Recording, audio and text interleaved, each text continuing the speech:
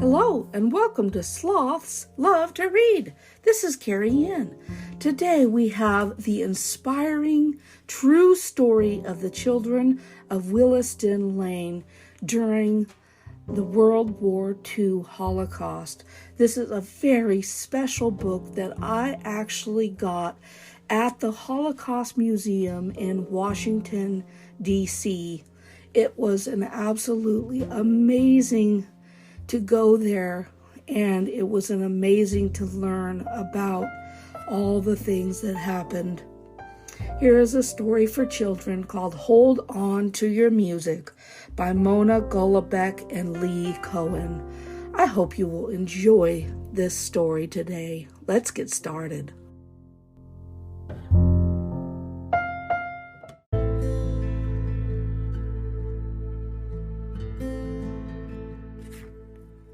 Hold On to Your Music, the inspiring true story of the Children of Willesden Lane by Mona Golabek and Lee Cohen. Snow-covered palaces sparkled as Lisa rode the trolley through the streets of Vienna toward her piano lesson. As she passed the symphony hall, she dreamed of the day when she would perform on a grand stage and play the music of Mozart and Beethoven. Every week when Lisa arrived at her piano teacher's studio, she found him sitting in the same warm, worn armchair. But today he stood outside the door. "I'm afraid there are no more lessons," his voice was slowed by sadness. "There are new laws that won't allow me to teach Jewish children."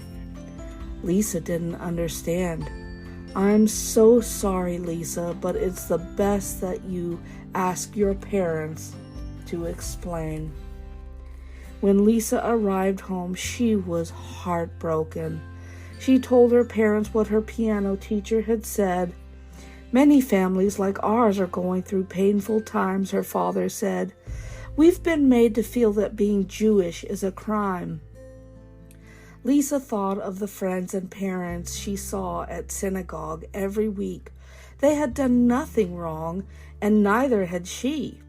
"Why should I have to stop taking lessons? It's not fair."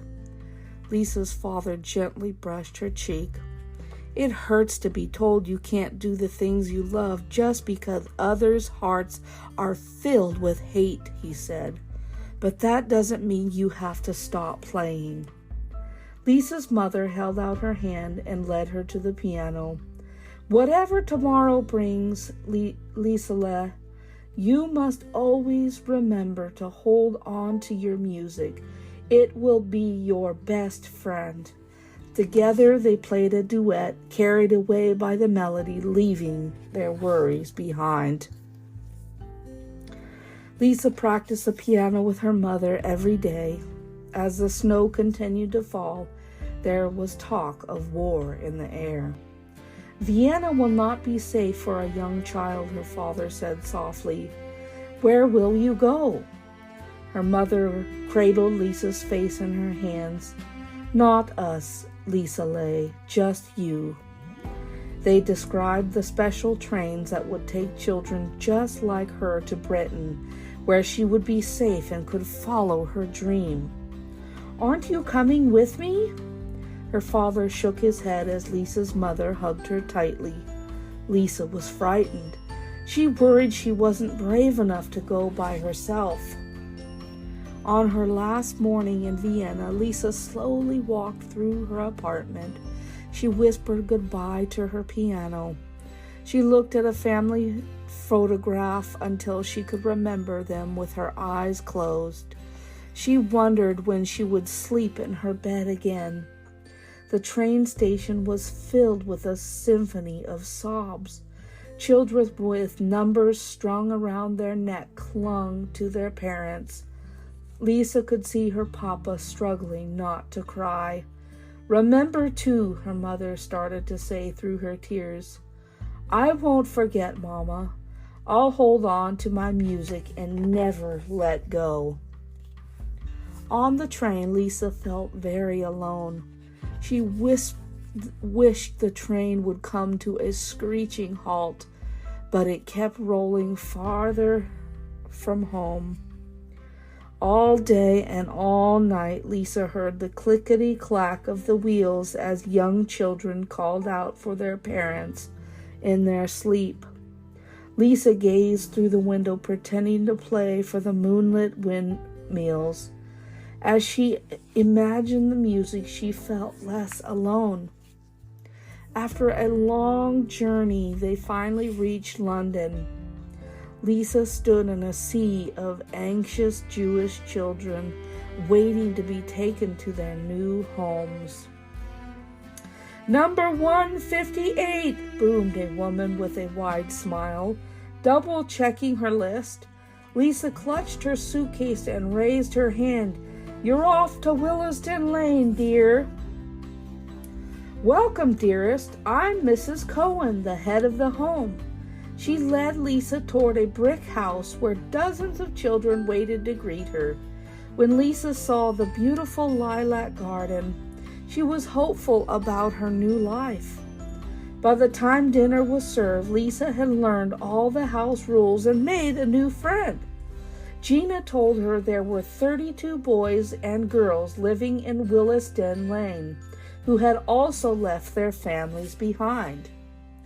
But no one had told Lisa about the old piano tucked away in a corner of the house.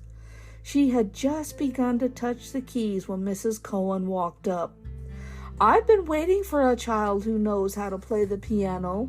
Might that be you?" Lisa hugged Mrs. Cohen with all her might. "I'm guessing that's a yes." During the day, Lisa worked at a factory sewing uniforms for soldiers. In the evening, her fingers danced along the piano keys, filling the house with joy. But one afternoon, the piano was gone. Mrs. Cohen walked in and saw Lisa about to cry. "I had to move it to the basement where it's safer." Mrs. Cohen's lips were pinched with worry. "Britain is at war. Bombs will soon be falling from the sky." At night, as the bombs dropped onto London, Lisa practiced in the basement. The closer the bombs, the louder she played. The sound of the explosions faded as Lisa's music soared.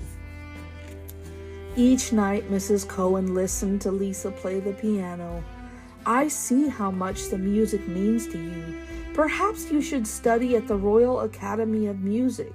It is one of our best schools," she explained. "Would they ever accept me?" Lisa asked. "I'm a Jewish refugee." "You're also a very gifted pianist," Mrs. Cohen said. "But I don't have a teacher to help me prepare," Mrs. Cohen beamed. "Don't worry, dear. Your friends will help you." Each night, the children of Willesden Lane helped Lisa with everything from her scales to her posture until the day of her audition arrived. Gina held Lisa's hand as they walked into the academy. She didn't let go until Lisa's name was called. Lisa stepped into a recital room and took her place at the piano. 3 judges listened as her music swirled and floated around them. Lisa hoped they were pleased with her performance. They said, I'll know soon," she told Gina on the way home. Each day felt like forever while she waited. 2 weeks later, Mrs. Cohen handed Lisa an envelope. She was too nervous to read it, so Gina tore it open. "You've been accepted," she shouted. The children erupted in cheers. Mrs. Cohen wiped the tears from her eyes. On her first morning at the academy, Lisa imagined her parents walking her to the front door, bursting with pride. She remembered her first piano lesson as a young girl back in Vienna, her small hands barely reaching the keys. Now she was much closer to her dream of performing on a grand stage. Then came the news everyone was waiting for. The war was over. After years of waiting for peace, everyone was hungry for celebrations. It was time for Lisa's debut. Mrs. Cohen and the Children of Willesden Lane filled the front rows of a packed concert hall. All eyes were on Lisa, who sat perfectly still at a grand piano. She took a deep breath, pictured her mother by her side, and began to play.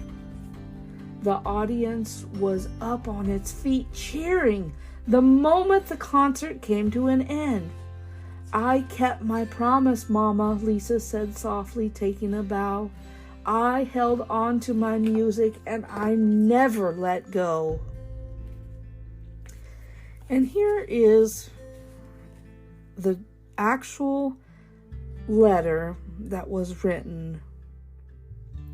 It says, "Dear reader, as a concert pianist and storyteller, I have shared the story of my mother, Lisa Jura, with countless people through my one-woman show, The Pianist of Willesden Lane, and my book, The Children of Willesden Lane.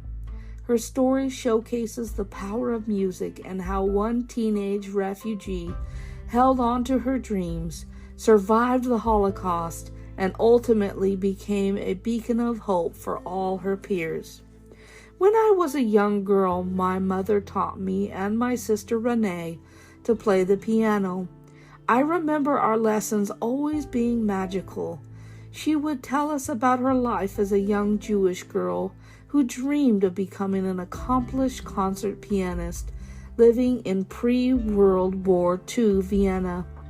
We learned about great composers like Beethoven and Mozart, and she would remind us that each piece of music tells a story.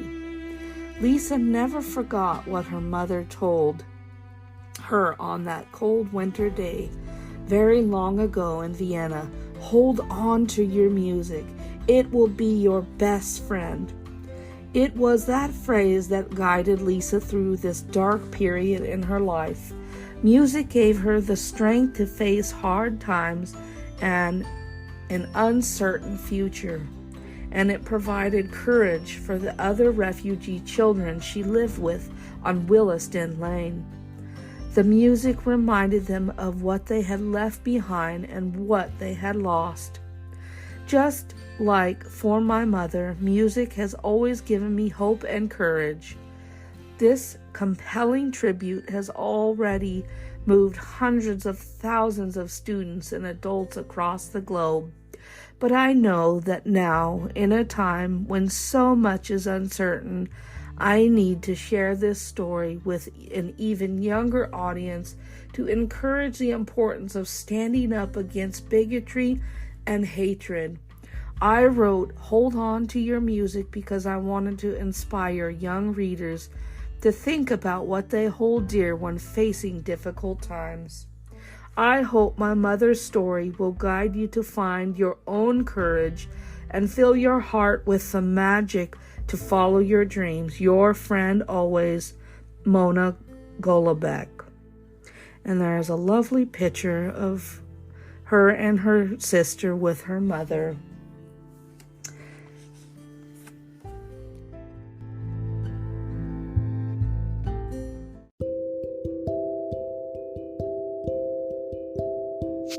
Oh, what a wonderful story this has been today. Hold on to your music, the inspiring true story of the children of Willesden Lane and a little girl named Lisa who became a wonderful concert pianist. She was very, very talented. I hope that you have enjoyed this wonderful story today, and you can find this book at the National Holocaust Museum in Washington, D.C., and you can also find it on Amazon or wherever books are sold. Thank you so much for listening in today, and bye-bye for now, everyone.